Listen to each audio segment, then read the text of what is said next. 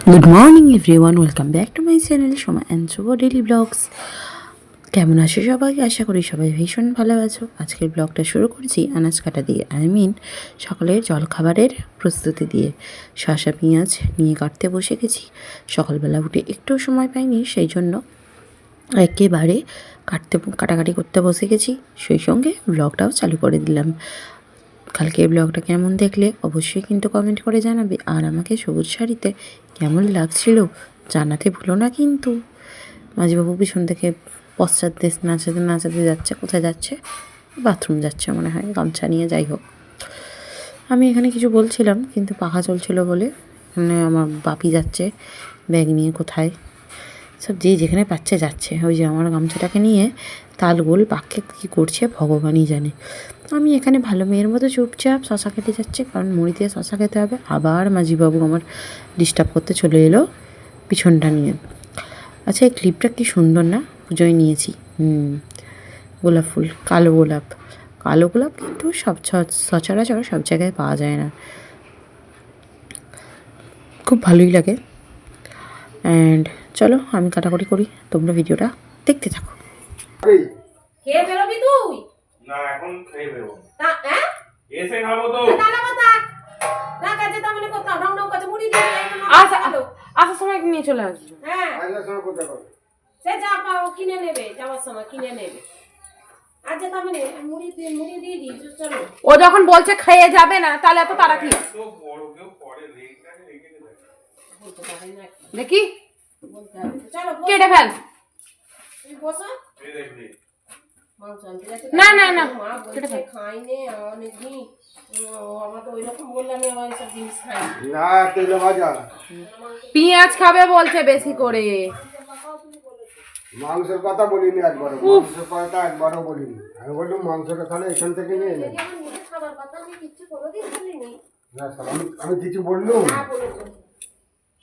এত মিথ্যাবাদী আর ওই কি সোডিয়াম কমে গেছে।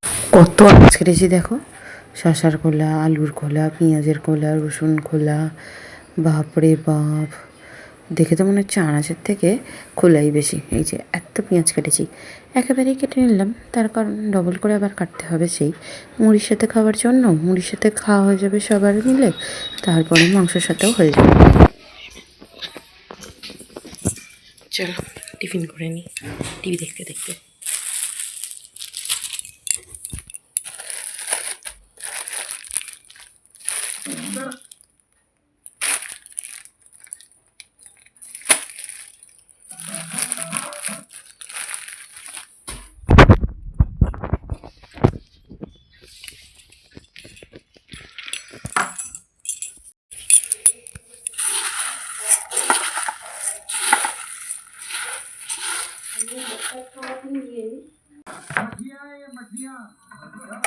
এটা খারাপ হয়ে গেছে। আমার কেন ছেলে এখানে নিয়ে এসে দাঁড়ালো, মনে হচ্ছে খারাপ হয়ে গেছে। বললাম টিফিন খাওয়া শেষ, এখন চলো রান্নাঘরের দিকে যাওয়া যাক।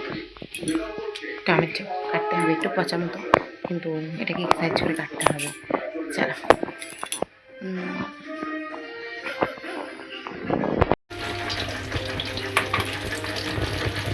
এখানে মাছ ভাজা হচ্ছে, এখানে আলু ভেজে রেখেছি, পেঁয়াজ কাটা। চলো টমেটোটা কেটে হবে।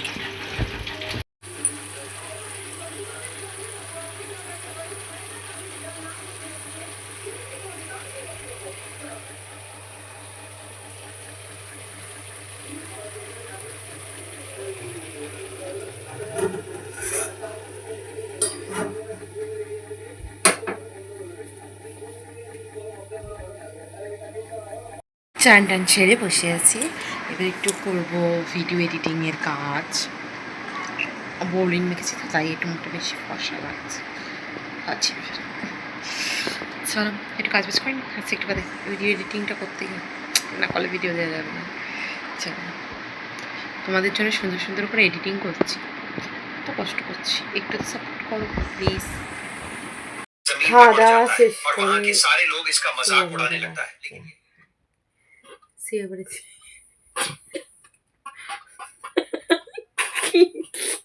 খাওয়া দাওয়া শেষ করে বলেছি চিকেন খেলাম, ভাত খেলাম, পনির পাসিন্দা খেলাম ভাত দিয়ে, কালকে বাসি কালকের বাসি দুটো খেয়েছি পনির ওদের পাসিন্দা। বেকার জিনিস কেউ আমি খাই না। ও তুই তো 4টে খেলি রে, আমি তো মাত্র 2টো খেলাম। খেয়েছি তো লক্ষ্মী কাকু 4টে।